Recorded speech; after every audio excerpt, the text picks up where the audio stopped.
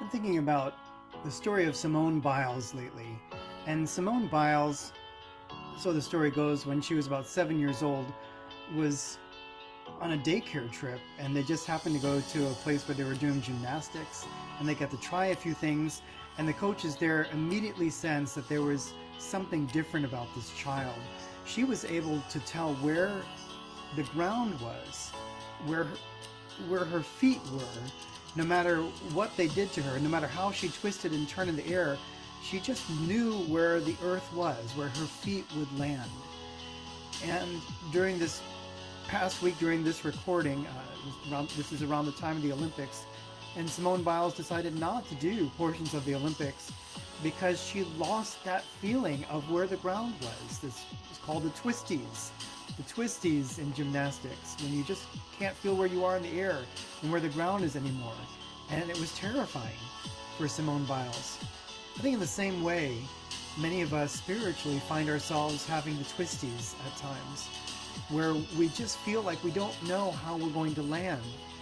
We don't know where our feet are anymore. And we just feel a sense of desperation because we know that it should feel right, but it doesn't. And so if you are feeling that, take Psalm 122 into your mind and heart today. Psalm 122 is all about putting your feet in the right place. It says, "I was glad when they said to me, 'Let us go to the house of the Lord. Our feet are standing within your gates, O Jerusalem.'" And so this psalm goes on, and it's about this pilgrimage to Jerusalem. And the psalmist wants to feel their feet, is envisioning their feet landing squarely within the walls of Jerusalem. I think Jerusalem isn't just a place here for the psalmist, but it is a state of mind, a way of feeling grounded and whole again. And a pilgrimage can be kind of a lonely trek for some people, but in this case, this is a group of people pilgrimaging together to get to the Holy Land. And I think that's a good lesson for us.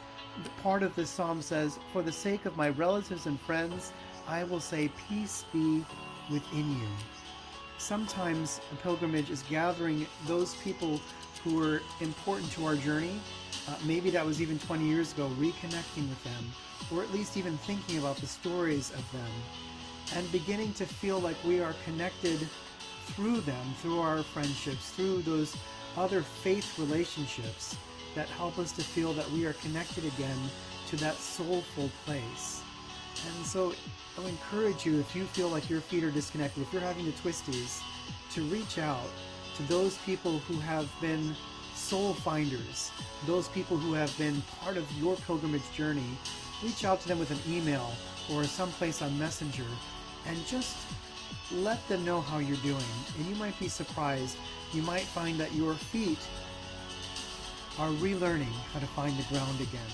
That your feet, like the psalmist, are standing within the gates of Jerusalem. I wish you the best. I wish you peace and good mental health as you deal with whatever twisties come your way. Amen.